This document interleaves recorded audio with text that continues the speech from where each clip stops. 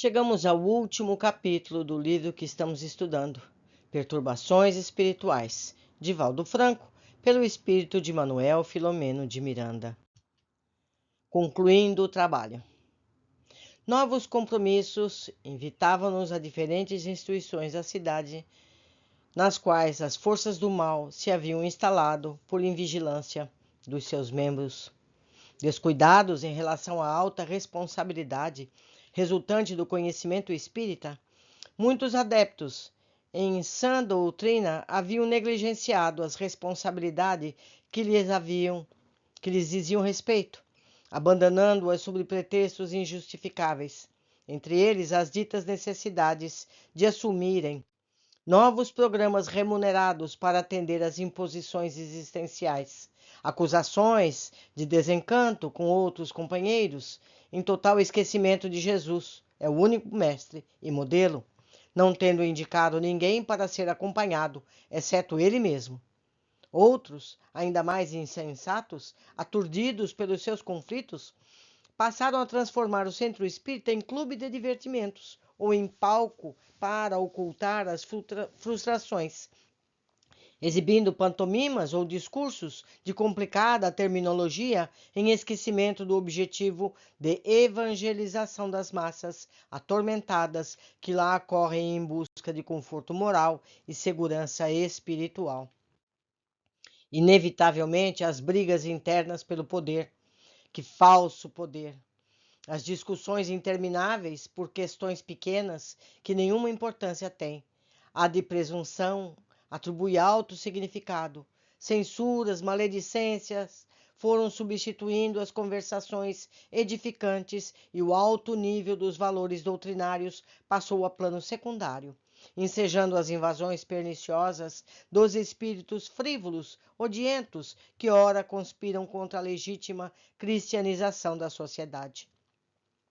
Tendo o espiritismo como instrumento, a mediunidade para a demonstração da imortalidade do ser, qual ocorria entre os apóstolos e os primeiros mártires do passado, o fenômeno foi se transformando em motivo de exibição, com demonstrações pré-programadas para atrair espectadores, nem sempre interessados na sua seriedade, tornou-se um troféu para o fascínio dos palcos nos espetáculos beneficentes.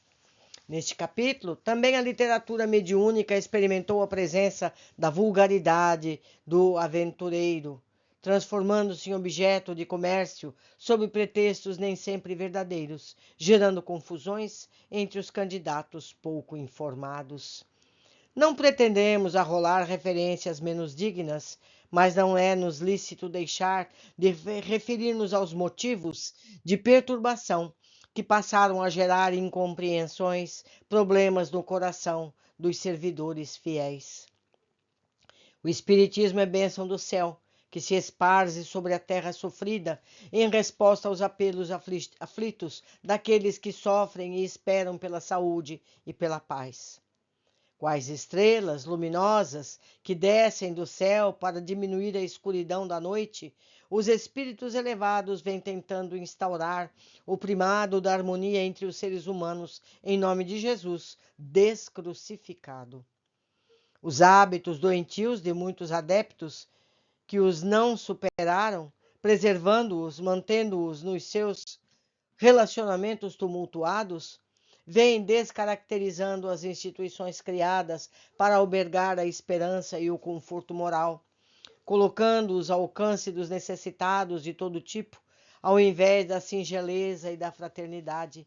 Formam-se grupinhos fechados, nos quais se disputam as indumentárias elegantes em verdadeiros desfiles de vaidade, de alguma forma humilhando aqueles que não se podem apresentar nas mesmas condições, e são recebidos sempre com alguma acrimônia, ou sem encontrar em quem lhes dê qualquer atenção, ou lhes conceda o respeito a quem tem o direito da casa de Jesus.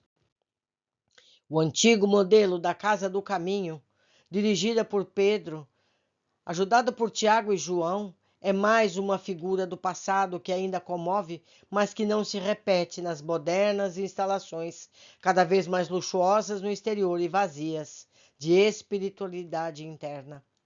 É indispensável retornar à simplicidade evangélica, mesmo tendo-se em vista os modernos padrões da cultura, do comportamento, das circunstâncias sociais e ambientais. A humildade é virtude muito esquecida, mas que foi exaltada pelo Mestre em todo o seu apostolado. O aturdimento do século não pode ultrapassar as fronteiras da sociedade espírita, adquirindo hospitalidade e ganhando espaço. A alegria não se deve converter em balbúrdia. A bênção da satisfação do serviço em nome de Jesus tem por objetivo fortalecer as mentes e os corações ao invés de debilitá-los, dando lugar às queixas e reclamações. Há muito serviço a fazer, que não deve ser adiado, nem danos na seara de luz. Estas e muitas outras reflexões eram temas dos nossos estudos quando nos movimentávamos em diferentes lugares, e especialmente nas comunidades mediúnicas, convocando os companheiros ao despertamento ante as novas injunções ameaçadoras.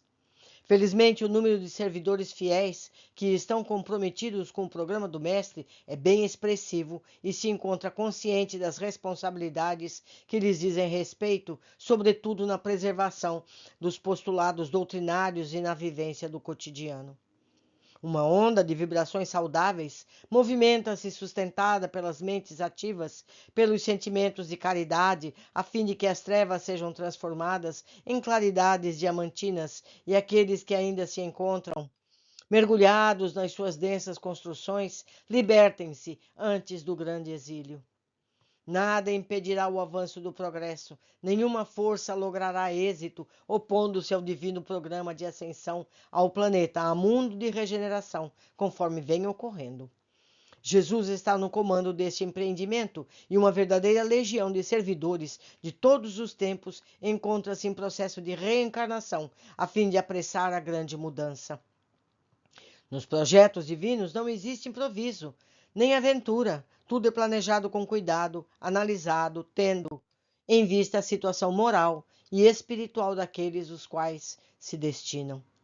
Tem sido sempre assim, e quando se pensa que já não há solução para certas situações embaraçosas e aparentemente impossíveis de vencidas, eis que surgem resultados libertadores.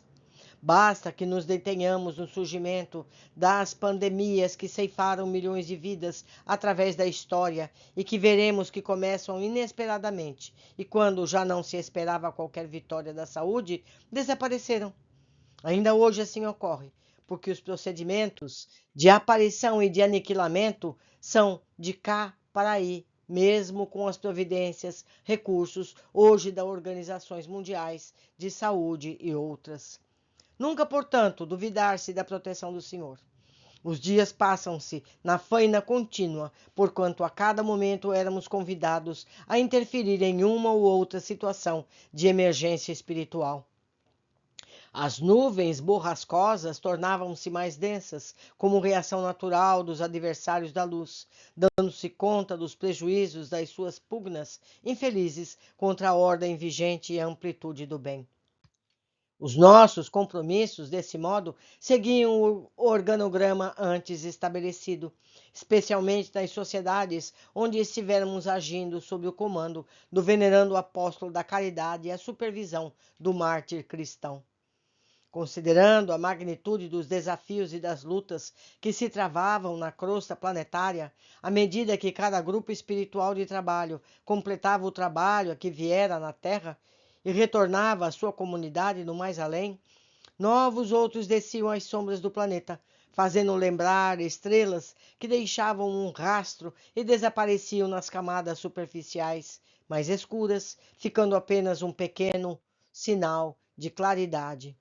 Assim sendo, no 40º dia de nossa estada na sociedade, que nos serviu de sede para as ações espirituais após os trabalhos diurnos e noturnos, quando o silêncio exterior e as sombras da noite vestiam o edifício que nos albergava, o venerando Macário promoveu uma reunião de despedida com o comparecimento dos mentores da casa, reconhecidos e emocionados. Depois das palavras do irmão Elvídio, repassadas de ternura e de afeto cristão, o próprio Martin sintetizou o seu pensamento, dizendo: Ontem Possuíamos o circo, as feras, o empalamento, as fogueiras, as cruéis técnicas da impiedade, impondo-nos abjurar a crença em Jesus. E optamos pela morte libertadora, com a certeza da sobrevivência radiosa após as cinzas orgânicas. Agora, os verdadeiros cristãos enfrentam situações mais desafiadoras, embora não tão dolorosas. As distrações, os desvios de conduta, tornados estímulos da vida, comodidades, libertação dos costumes, em atração mortal para os abismos dos vícios, da criminalidade, promiscuidade moral e ausência de afetividade, destituída de interesse sexual e compensatória, solidão, falta de companheirismo saudável. Por outro lado, as interferências espirituais negativas fazem-se muito mais perigosas, em razão do intercâmbio entre os encarnados e desencarnados em alta intensidade, por causa dos fatores em jogo, mais atraentes para o prazer, até a exaustão dos sentidos. A mole humana encontra-se hipnotizada por multidões de exploradores espirituais que dela se utilizam a fim de continuar nos velhos hábitos da insensatez, mesmo dando-se conta da ausência da couraça carnal. Aos espíritas fiéis cabe a tarefa de informar em torno dos perigos psíquicos, emocionais, morais que cercam o ser humano na atual conjuntura, advertindo que o túmulo não é a porta final de dissolução da vida, antes é o passaporte para o país real, de onde se origina a vida e para onde se retorna após a caminhada evolutiva. Os seus exemplos de dignidade e perseverança nos propósitos elevados são a demonstração da excelência das suas informações sobre a imortalidade, que lhes proporcionam o bem-estar, a alegria, durante os enfrentamentos evolutivos, sem ressentimentos nem desânimos. Nunca houve, quanto à atualidade, igualmente recursos que facultam a vitória do ser humano sobre as paixões primitivas. Os avanços da ciência, da tecnologia, proporcionam melhor compreensão da vida e a sua finalidade, facultando a diminuição de muitos padecimentos que antes eram insuportáveis, embora o surgimento de mais conflitos existenciais como resultado de condutas malsãs. Jamais se possuiu cabedais de informações de proteção tão valiosos como da atualidade. Os céus misericordiosos enviam embaixadores que trabalham no anonimato ou se tornam expoentes das diversas áreas do conhecimento intelectual, a fim de que haja mais alegria e se fruam mais bênçãos. As opções estão ao alcance de todo aquele que deseja sinceramente a paz e a plenitude ou o desespero e a perturbação. Vós trouxestes à nossa sociedade o carinho do Senhor, e mediante o vosso trabalho de ternura, de compaixão, de esclarecimento, socorro, inúmeros seres infelizes foram arrancados das jaulas onde se rebolcavam, libertados pelo amor de nosso Senhor Jesus Cristo. Um dia, quando tiverem melhores condições, bendirão o vosso anonimato e a vossa abnegação. E depois, de retorno aos páramos de onde viestes, levando o nosso amor convosco e deixando o vosso rastro de luz entre nós. Jesus seja louvado. Indizível pranto nos dominava a todos. Neste momento, o venerável apóstolo, que nos dirigia com a voz embargada, esclareceu, agradeceu. Reconhecemos a própria pequenez e não temos como vos agradecer a todos vós que confiaram em nossa pobreza e nos propiciaste os meios para que nos desincumbíssemos da tarefa para a qual não possuímos os hábeis e valiosos recursos do conhecimento e do sentimento. Sem o vosso auxílio e cooperação, não teríamos conseguido realizar parte sequer da tarefa, ao vê-la momentaneamente encerrada, porque outros discípulos do amado devem prosseguir. Ajoelhamo-nos espiritualmente para beijar vossos pés andarilhos da caridade e nos erguemos para louvar aquele que é a razão do nosso existir. Choviam pétalas perfumadas e tão delicadas que no toque conosco diluíam-se, penetrando em nossa organização espiritual.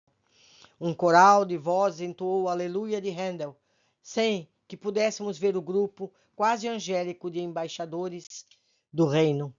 Começamos as despedidas após a prece de gratidão com que se encerrava o nosso trabalho, e aos primeiros raios exuberantes do astro-rei, começamos a jornada de volta, promovendo ver o querido planeta envolto em nuvens à distância, no seu glorioso peregrinar pelos espaços. Meus amigos, concluímos um trabalho que nos trouxe muito conhecimento e muita esperança, sabendo que Jesus está no leme cuidando da nossa sociedade. Sei que vemos situações terríveis acontecendo todos os dias, mas tudo está sob controle. Assim será e progrediremos para sermos finalmente um planeta regenerador. Abraços e até o próximo livro.